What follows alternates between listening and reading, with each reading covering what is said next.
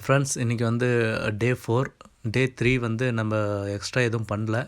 Just தண்ணி வச்சுட்டு bead போட்டிருக்கோம். அவ்வளோ மட்டும்தான் பண்ணோம்.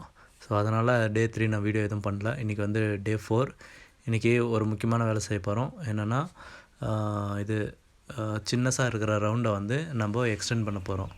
ஆல்ரெடி நம்ம இப்போது இவ்வளோ 4 நாளாக வச்சுருக்கிறனால சிக்ஸ் எல்லாம் வந்து சைஸு பெருசாக இருக்கும். அதனால் இப்போ இருக்கிற அந்த ரவுண்டு வந்து அதுக்கு இடம் பத்தாது.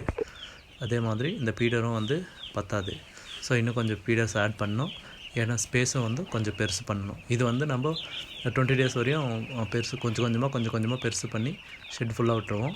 இன்றைக்கி வந்து ஃபஸ்ட்டு நம்ம இந்த ரவுண்டை வந்து 2 ரவுண்டை ஒரு ரவுண்டாக மாற்ற போகிறோம். அதுதான் வந்து இன்றைக்கி பண்ண போகிறோம்.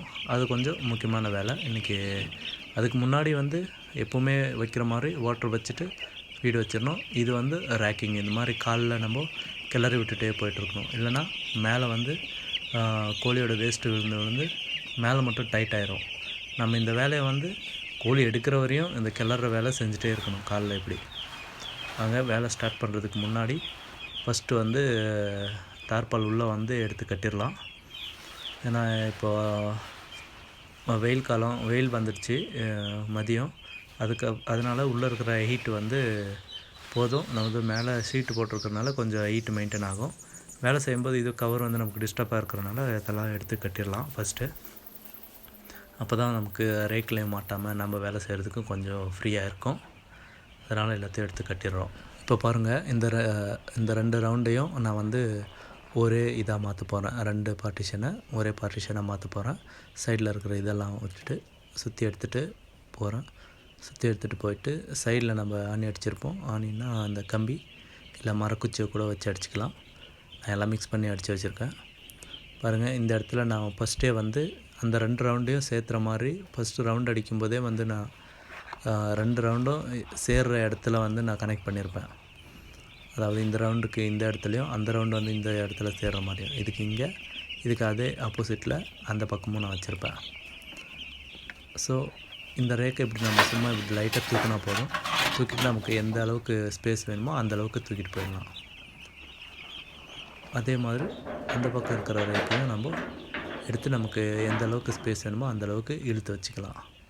ஸோ அதனால் நம்ம ரவுண்டு பண்ணும்போதே வந்து இந்த 2 சைடும் வந்து ஒரே இடத்துல வர மாதிரி, அதாவது இந்த ரவுண்டுக்கு இந்த சென்டர்லேயும் அந்த ரவுண்டுக்கு வந்து ஜஸ்ட் அதுக்கு பக்கத்துலேயே இருக்கிற மாதிரி வச்சாதான் நம்ம டக்குன்னு நம்ம இது பண்ணிக்கிறதுக்கு நமக்கு யூஸ்ஃபுல்லாக இருக்கும். கொஞ்சம் ஈஸியாக இருக்கும், வேலை கொஞ்சம் ஈஸியாக இருக்கும். இப்போ இந்த இதை எடுத்து சைடில் நம்ம இது ரேக் வைக்கணும்னு கூட தேவையில்லை. அந்த பக்கம் கல் இருக்கிறதுனால நம்ம அப்படியே விட்டுடலாம். இந்த ரேக் கொஞ்சம் பெருசாக இருக்கிறதுனால ஒரு ரேக்கை நம்ம சுற்றி எடுத்து வெளியே வச்சிடறோம். அந்த ரேக்கு தேவையில்லை. இதையே வந்து நமக்கு அந்த சைடில் வந்து ரேக் வைக்க தேவையில்லை. ஆல்ரெடி 2 அடிக்கு வந்து 1.5 அடிக்கு நம்ம ஆலோ பிளாக் வச்சு கட்டியிருக்கிறதுனால நமக்கு அதே போதும். அந்த சைடு இந்த சைடு மட்டும் நம்ம ஆணி அடித்து எந்த அளவுக்கு ஸ்பேஸ் வேணுமோ இந்த கல் வரையும் இருந்த ஸ்பேஸ் எல்லாம் வந்து யூஸ் பண்ணிக்கிற மாதிரி இப்படி ஒரே லைனை வச்சுக்கிட்டோன்னா நல்ல ஸ்பேஸ் கிடைக்கும். இதில் வந்து நம்ம சிக்ஸ் இன்னொரு 4 டேஸ் வரையும் நமக்கு டிஸ்டர்ப் பண்ண தேவையில்லை. இப்போ பாருங்கள், சின்ன ரவுண்டாக இருந்தது, நல்லா 8 ரவுண்டாக இருந்தது. நம்ம ஒரு 4 ஸ்கொயர் டைப்பில் பண்ணிட்டோம். இந்த மாதிரி தான் எக்ஸ்டெண்ட் பண்ணுறது.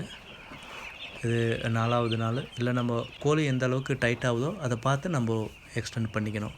இந்த நாளில் தான் பண்ணணும் அப்படின்னு இல்லை. நமக்கு 4வது நாளில் டைட் ஆச்சு. ஸோ அதனால் நம்ம 4வது நாள் வந்து இது எக்ஸ்டெண்ட் பண்ணிக்கிறோம். டின்னெல்லாம் நம்ம எதுவும் எடுக்கிறதில்ல. அதுக்கப்புறம் வந்து இந்த ஃபீடர் ட்ரிங்கர் வந்து ஒரு ஜிக்ஸாக்கில் நம்ம வச்சுருப்போம். ஒரு ட்ரிங்கரு, நெக்ஸ்ட்டு ஒரு ஃபீடரு, நெக்ஸ்ட்டு ஒரு ட்ரிங்கரு, அந்த மாதிரி வச்சுருப்போம். அப்போ தான் வந்து கோழி தண்ணி குடிச்சிட்டு அப்படியே மேவு சாப்பிட்டுட்டு அப்படியே இருக்கும். இது வந்து ரேக்கிங் நம்ம அப்பப்போ பண்ணிகிட்டே இருப்போம். நான் வந்து இது இப்போ எக்ஸ்டெண்ட் பண்ணுறதுனால கண்டிப்பாக இது பண்ணி தான் ஆகணும். ஸோ இந்த வேலை வந்து நம்ம டெய்லி பண்ணணும். காலையில் வந்த உடனே இந்த வேலையை பண்ணிட்டா ஷெட்டு ஃபுல்லாக கோழி இருக்கும்போதும் இந்த வேலை நம்ம பண்ணி தான் ஆகணும். இப்போ வந்து ஃபீடு போட போகிறோம். இப்படி தான் பேக்கை ஓப்பன் பண்ணிவிட்டு ஃபஸ்ட்டு ஆல்ரெடி ஓப்பன் பண்ணி வச்சுருக்கிற பேக்கில் கொஞ்சமாக கட்டிப்போம். நான் வந்து ஒரு பேக்கை 3 இதாக பிரிச்சுப்பேன். ஒரே டைமில் ரொம்ப வெயிட் தூக்கிட்டு போகிறதில்ல அப்படின்ட்டு போகிறது கஷ்டமாக இருக்கும்னு. அதை வந்து ஃபீடரில் இப்படி நம்ம மேலே கொட்டினோன்னா கீழே வந்து கோழி சாப்பிட மேலே இருக்கிற ஃபீடு வந்து கீழே இறங்கிட்டே இருக்கும். இங்கே கொத்தி கொத்தி சாப்பிட மேலேருந்து கீழே இறங்கிட்டே இருக்கும். நம்ம அதை காலியாக ரீஃபில் பண்ணிக்கலாம். இந்த டைம் தான் போடணும் அப்படின்னு இல்லை. சிக்ஸாக இருக்கும்போது அது எந்த அளவுக்கு சாப்பிடுதோ அந்த அளவுக்கு போட்டுக்கலாம். கொஞ்சம் பெருசானதும் வந்து டைமிங் வச்சுக்கலாம். ஒன்று மார்னிங் போடலாம், இல்லைனா ஈவினிங்.